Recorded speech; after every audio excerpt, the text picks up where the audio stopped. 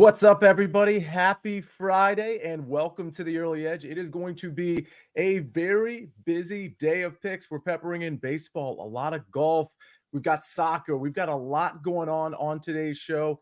What did we have going on yesterday? Let's take a look.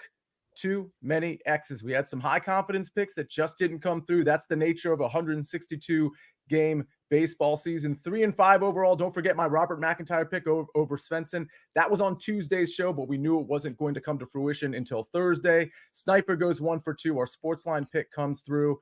We got to do better than this, folks. And I love all the activity in the chat. I see everybody in here. I see you all hitting the like button already. Very much appreciated. We do things a little bit different on Friday. We've got a packed crew, and we call it Big Pick Energy Friday.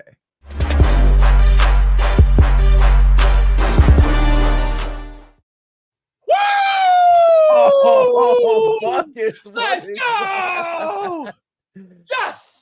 Oh, we are bringing it today. Buckets, I don't know what that was. It was brilliant. Brasco with some UFC 303 shadow boxing. We got Mike checking out his book.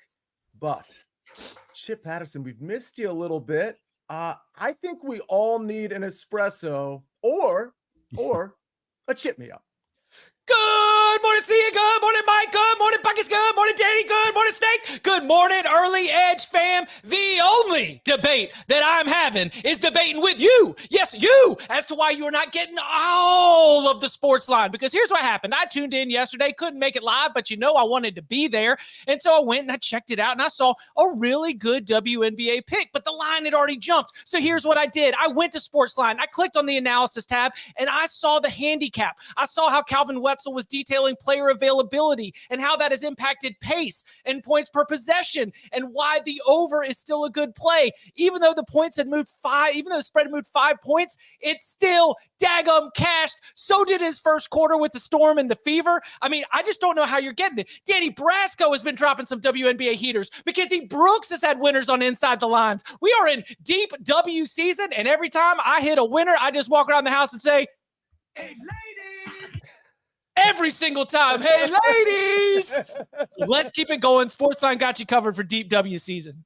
Oh, SportsLine has you covered. Brasco has you covered, not just for the W, not just for UFC, but for cricket as well. Danny, how did India end up doing?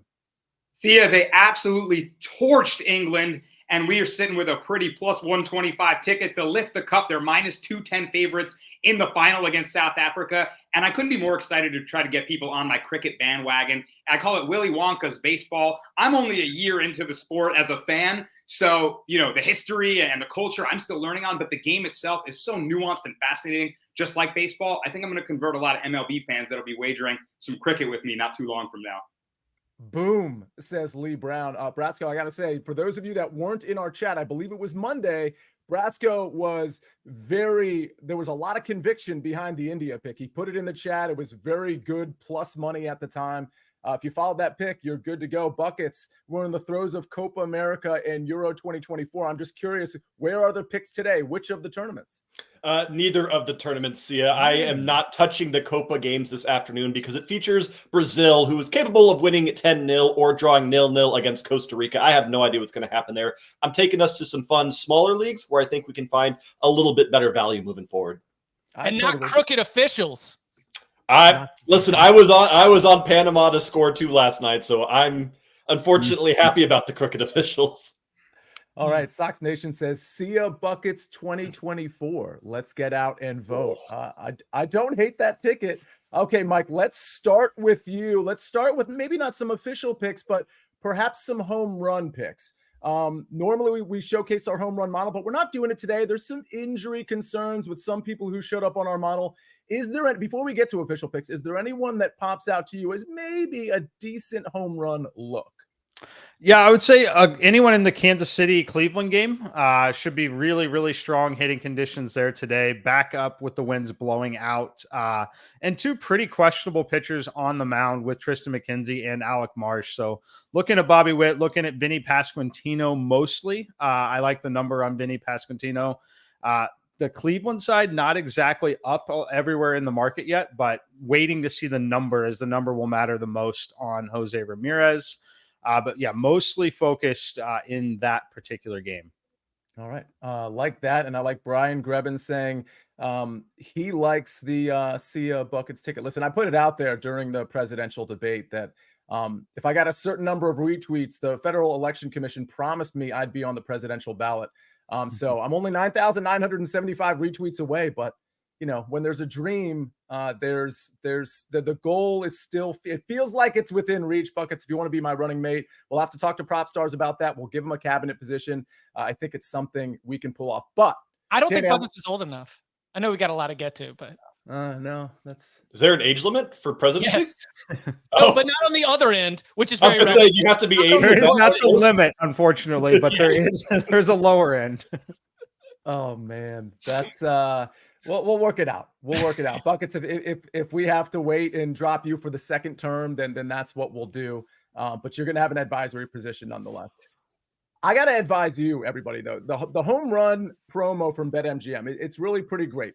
BetMGM customers have a chance to cash big on homers this season. BetMGM customers can place a $10 or more wager on any player to hit a home run every weekend. That's Friday, Saturday, and Sunday. And if the player hits a grand slam on that day, they can win the $50,000 daily prize or share of the prize with every other winning bettor. Log on to the BetMGM app for more details. Certainly maybe targeting that Cleveland game that Mike was just talking about could be a good way to go.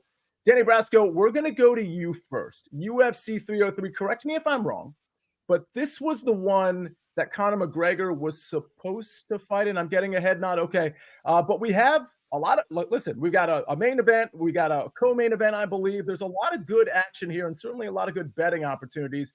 You've got a pretty full card here. You've got the floor.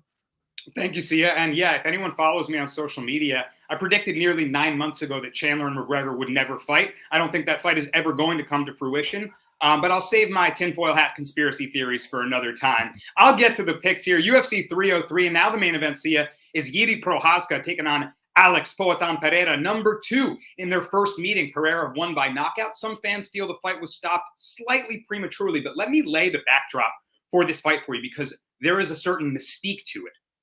Jiří Procházka, the European samurai, to prepare for this fight, goes into a dark shed and meditates for 3 days without food or water. Alex Pereira goes into the jungles of the Amazon and meets with the Patacho tribe in Brazil and consults with shamans.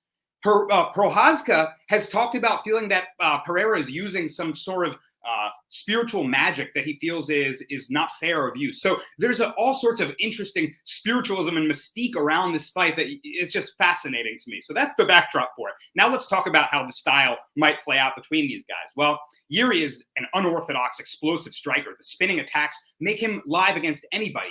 His issue is that his defense is porous. You saw in his last fight against Alexander Rakic, he was getting pieced up. His legs were chewed up from the low kicks. And that's concerning against a guy like Pereira, who throws them with precision and with devastation. The low kick and the left hook will be available for Pereira. It's a matter of if Jiří can eat it enough to be able to get inside and land his shot. So I'll say this. I think that Procházka's defense is too porous to trust. I'm going to go with Pereira minus 140. To get the win again. I took long enough to tease the pick, didn't I? And get the victory and remain the light heavyweight champion, but it's not going to be one of my heavier wagers on the card. He took the fight on fairly short notice. He's still recovering from some broken toes. Don't go throwing the bankroll at Pereira just because of this mystique and that he's in his head. Jiří thinks he's using voodoo magic. I do like him for those reasons, that mental edge, but I wouldn't throw the bank at it. I see a lot of people saying that. Give me Pereira, though. Co-main event, Sia, Diego Lopez taking on Brian T-City Ortega. I like Diego Lopez. You better fear the mullet. It's giving him special powers. Now, the thing I like about this stylistic matchup is that Ortega, one of the best jiu-jitsu players in MMA history, normally for his opponents, the ground is lava. If you touch the ground, you're in trouble. And that's not the case for Lopez here. He's a fantastic jiu-jitsu player himself. He can kind of let himself go in the striking and not fear if it goes to the ground. He has submissions of his own. He has great escapability and scrambles, and he's got nasty, dirty boxing on the feet. Ortega took a ton of damage in his impressive comeback win last fight, but so much damage can only last for so long. And he's already looking to move towards lightweight in his next fight. He has a confirmed fight that he is not giving the opponent on. He's keeping secret, but he has plans for a fight at another division. So it feels like Lopez maybe can move through him and become a contender that may very well challenge for the belt soon enough. Surging through the featherweight division, Diego Lopez, fear the mullet. And finally, I got to give you guys a dog. Michael Venom Page, plus 130. This is going to be a highly debated fight against Ian Gary. I think for the first time in his career, 14-0, undefeated Gary will struggle with the range and the speed of Michael Venom Page. Both guys are outside point fighters. They like to play on the outside using that counter-punching style. And Venom Page is a master of it. I think Gary is too reliant on his kicks. If you can get past the kicking range of Gary, his boxing defense is a little bit weak, and he's open to get hit. Gary has said that maybe he'll grapple or mix up his game, but he hasn't grappled in 5 or 6 fights since he was fighting in Cage Warriors. So I think for the first time, he's going to be a little bit perplexed by the speed, the length, the footwork, and the range management of Michael Venom Page, and he'll be behind this fight a step everywhere you look. So give me Michael Venom Page for a dog, and there's 3 exciting UFC 303 picks for you guys. And unbelievable takes for each and every one. We saw somebody pointing that out in the chat. Danny, you absolutely know how to give a take. And Michael Venom Page, what a cool middle name for a UFC fighter. Venom. It's a nickname, but I just kind of put it in there as his middle name because it's so just embedded in his identity. He's got the rattlesnake as his logo. He's got the venom in his right hand. Watch out for it, Sia. Yeah, can you tell? Like, I don't watch a ton of UFC. I actually thought that was his middle name. All right, fair enough. Might as well be. We'll make it so. Gipper's Picks has some UFC knowledge to drop in the chat. Gipper's Picks, hopefully you've hit the like button. And Zach Dyer is back here with a no-run first inning play. He was in here yesterday saying the same thing. Nats Rays minus 125. He says, let's keep it going. He's sizing those up pretty well. All right, Buckets. We're not sizing up Euro. We're not sizing up Copa. What are we sizing up? What are the picks in soccer? Sia, to get these picks, I just need to let everybody know that I had to take a journey to the Amazon where I talked to a shaman who helped me just find these leagues and find these plays because they're so obscure. And we're going to start with a matchup at 1 p.m. this afternoon in the Faroe Islands Premier League, and a matchup between Tofta Itratfaleg B68 taking on Hafnar Boltveia Torvshan. And we're taking over 1.5 goals in the first half, currently priced at plus 100. The Faroe Premier League is bizarre because you have 2 or 3 teams that absolutely decimate and run this league. HB Torvshan right now has 13 wins, 0 draws, 1 loss, and they're not even the best team in the league. Goal differential matters right now, which means when they play B68 this afternoon, it's fine if they win. They should win, but they need to be winning by 3, 4, 5, 6 goals. They have to catch up with Vikinger on goal differential, which means HB have to go for goals, and they have to go for goals early in this match. Then for our second play, we're going to the Norway Elite Serien in a matchup between Tromsø and Molde FK. And we're going over 2.5 goals in this one, keeping it simple, keeping it easy. It's minus 135. If you want to get that juice down, look to take Molde to score over 1.5 by themselves at minus 110. This is a bit of a revenge matchup for Molde. Manager Erling Moe said when they lost to Tromsø 4-1 last season, it was one of the most embarrassing losses of his career. They are the better team, and they have no business losing to Tromsø. However, neither team plays defense here, so I'm keeping it safe with the over 2.5, but I'm expecting 3, 4, or 5 goals in this one as well. So that's what the shaman told me, and that's what I'm sticking with. All right, I got a question for you, Buckets, from our resident expert in the chat, and that, of course, is Bradley Jacobs. I feel like I need an interpreter sometimes when somebody puts something in the chat. I don't know if you can decode this. He says, Buckets, are you playing the both teams to score in Oulu versus Cups or Turku versus VPS? So any thoughts on those? Yeah, so he is a big fan of our Finnish football top flight here. I'm probably playing both teams to score, and I'm probably going to play the over in both of those. But those are matches that I honestly like to live play. Usually we get a very slow first 15 minutes, and you can play that first half goal at minus 125 pretty much in any game in Finland, but 2 very goal-heavy leagues, and it's something you want to consider moving forward.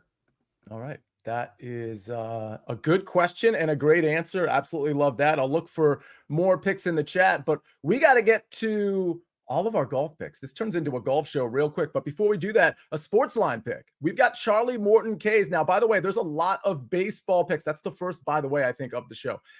We've got a lot of baseball picks already live on SportsLine, okay? You can just go to sportsline.com/join, and you can join really easily, get 60% off the annual plan by typing in winners. So go check out all those plays. There's more plays coming, obviously. But one of the plays from one of our experts that you know and love is Charlie Morton over 5.5 Ks at plus money, plus 108. This is in the Pirates-Braves game at 7:20 Eastern Standard Time. Again, Charlie Morton over 5.5 Ks. All right, we got to get to some golf. Mike, we're going to go to you. Chip, we're going to go to you very soon. I've got a couple of picks for round 2. All of these start within the next couple of hours. But first, let's hear a message from our partners.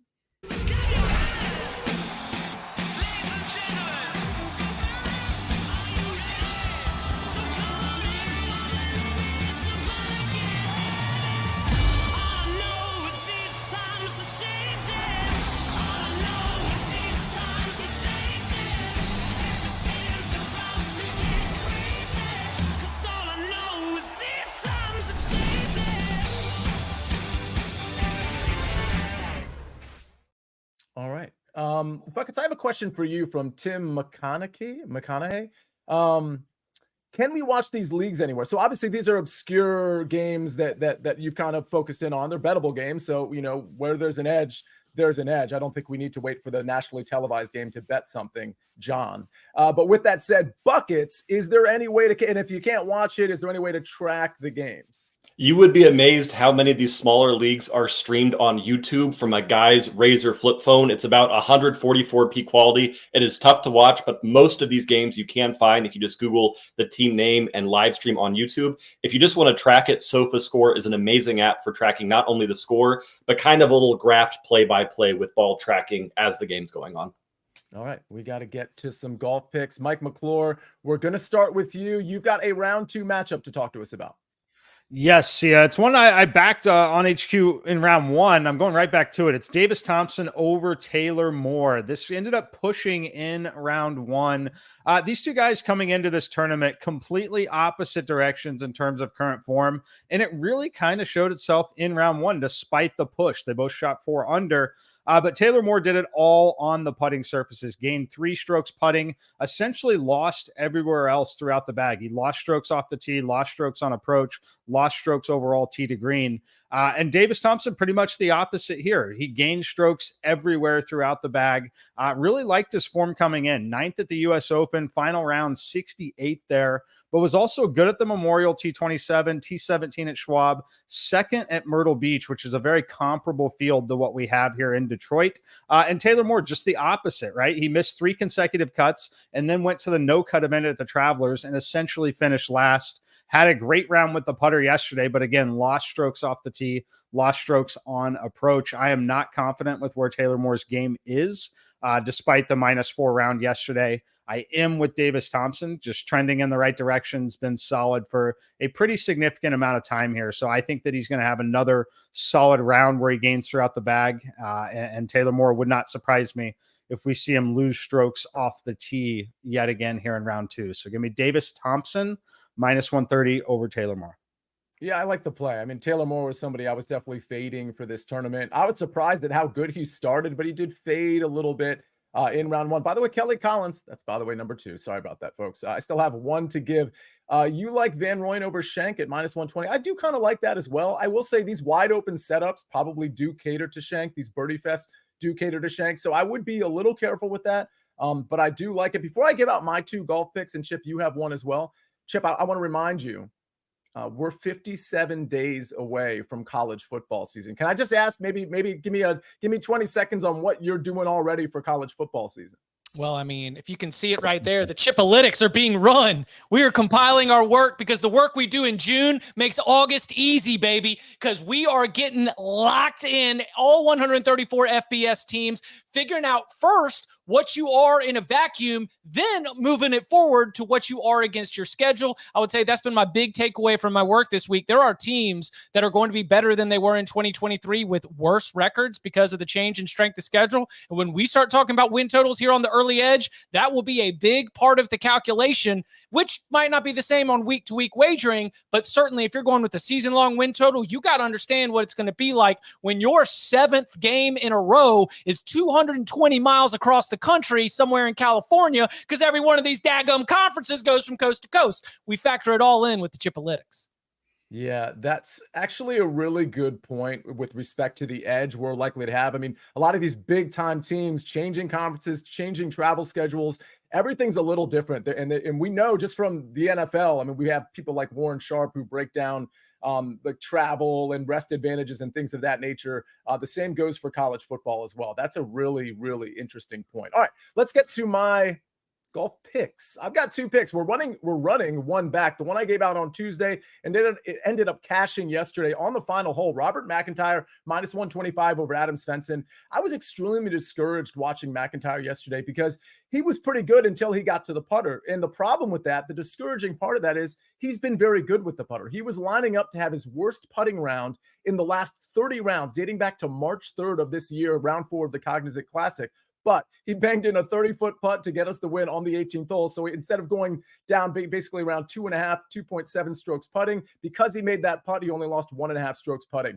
Kind of a lucky result in a sense, but he also missed so many 5-footers. He should have been 3 or 4 under on this round, and instead he was only 1 under. Adam Svensson gave me exactly what I thought Adam Svensson would give me. He had an okay day, a below average day. I don't think this is the course for him, and I don't believe in his putter whatsoever. So I'm assuming McIntyre is going to bounce back with this putter, and he has a much better course fit on this course than is Adam Svensson. So give me Robert McIntyre minus 125 over Adam. We're running it back.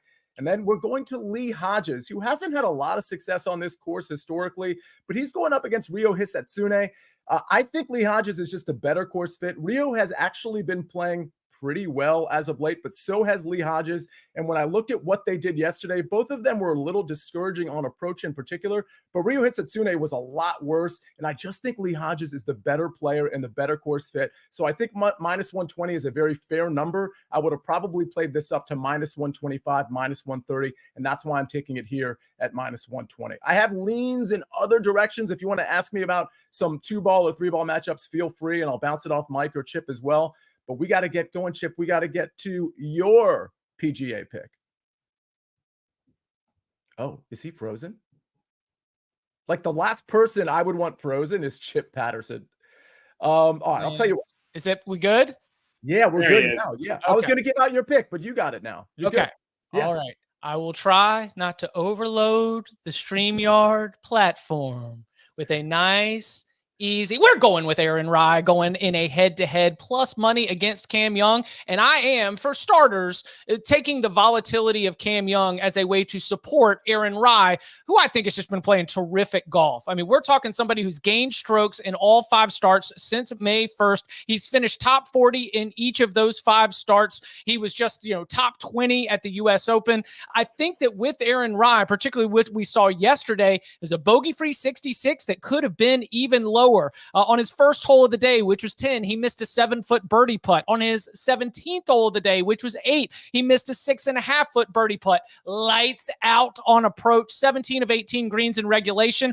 Cameron Young, he finished second at the Rocket Mortgage, and he fits the profile with previous winners like a Bryson, like a Tony Finau. I think that he's more of a market name. And what I think is that while Cameron Young's ceiling might be higher than Aaron Rai, I think his floor is lower, especially when we look at the way that both of these golfers have been performing over the last 2 months. So at plus money, now going up against the kind of volatility that you have with Cam Young, I like what I saw on Thursday. I think he can win this head-to-head on Friday.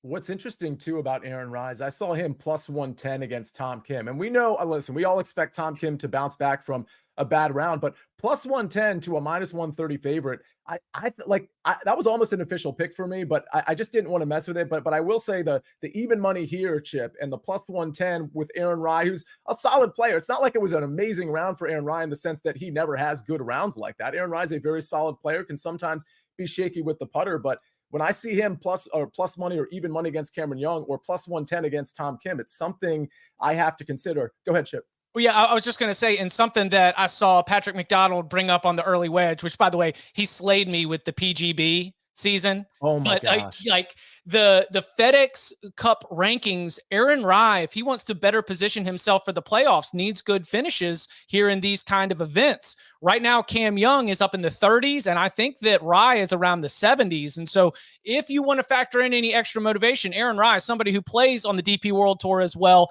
doesn't always get the same opportunity as Young to collect those FedEx Cup points. If he wants to put himself in position for the playoffs and for that big payout down the line, then, strong finishes, an event like this. And by the way, shout out to Patrick McDonald. He did a third round Travelers recap by himself, Sia, on the First Cut podcast. And it was just a tour de force.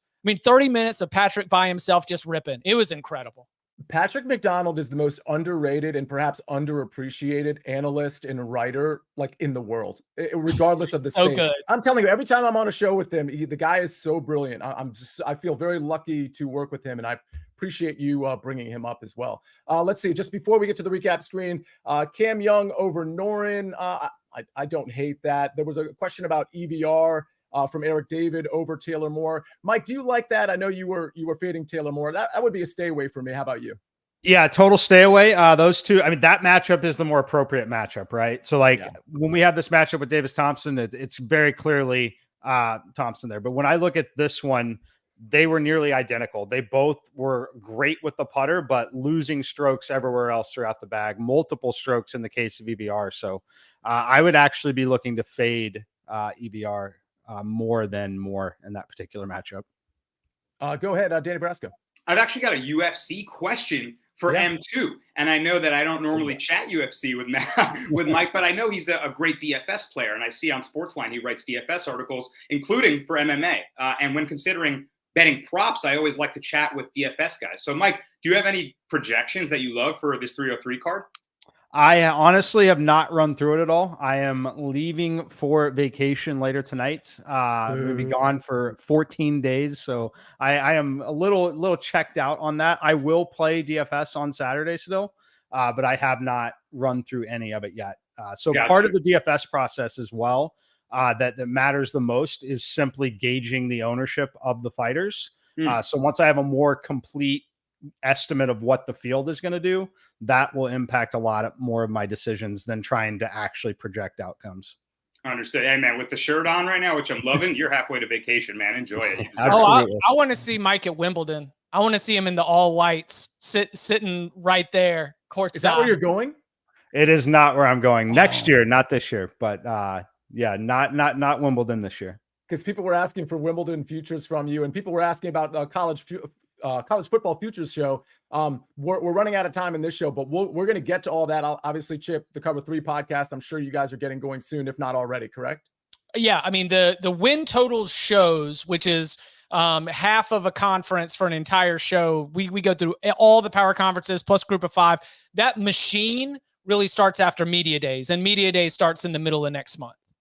Gotcha. All right. Good to know. And we'll have all the tennis stuff, all the college football stuff, all the futures show. We'll let you know when all of that stuff begins to happen. As far as the last Rye over Norn, I think we might have covered that one. Mike McClure, go ahead. Yeah, I'll leave some Wimbledon here. Medvedev quarterfinals, -145, one of my favorite plays. On the women's side, I am big on Sabalenka. I'll be betting her to reach the final, +155. And then I'm sprinkling a little bit on Djokovic still, mostly in reach the final, not win. You can find Novak to reach the final at +200 currently. I am not worried about the injury concerns at all. I mean, everybody's got their phone out. Everybody's got their phone out. See what happens. Listen, we can't get to every question or comment in the chat. It's pretty much impossible. But if you bring something up like Wimbledon futures, John, we're going to try to get to it. And I didn't expect that, but we just got 3 picks out of Mike McClure. Absolutely love to see it. Speaking of picks, we got a lot of picks to get to. Recap screen. Let's take a look. Danny Brasco, Pereira, money line, -140. Diego Lopez, money line, -135. And Michael Page, money line, +130. I've got 2 round 2 matchups beginning around 12:30 and later. We're going right back to Bobby Mack, return of the Mack over Adam Svensson. That's -125. Lee Hodges, -120 over Rio Hisatsune. Buckets, Hanvar, Oh boy, here we go. Bolt to flag over 1.5 plus 100 even money. Thompson Moldy over 2.5 minus 135. Sorry for the pronunciation, folks. Davis Thompson minus 135. Excuse me, minus 130 over Taylor Moore. That one's from Mike McClure. Chip Patterson has Aaron Rye even money over Cameron Young. SportsLine pick Charlie Morton over 5.5 Ks at plus 108. A-Mags is in the chat. He says it pays to watch live. Great stuff, M2. Enjoy the vacation. Don't forget, these are just a small sample of the picks that SportsLine has to offer. Go to sportsline.com/join right now. Like, go there right now and check out all the picks we have in baseball and every other sport. Check out the analysis tab to check out the articles that might not be in the picks portion. There's so much there, including Mike McClure's simulations on all sports. You'll love to see it. Type in the promo code WINNERS and you'll get 60% off the annual plan. For the here and now, we got to get out of here on this Friday. Thanks for being in the chat. Thanks for hitting the like button. Thanks for the comments. Thanks for the questions. On behalf of Mike McClure, on behalf of Buckets, Chip Patterson, Danny Brasco, and Jake the Snake on the 1s and 2s and 3s and 4s, this is the Early Edge. I'm the Counselor of Cash. We rest our case.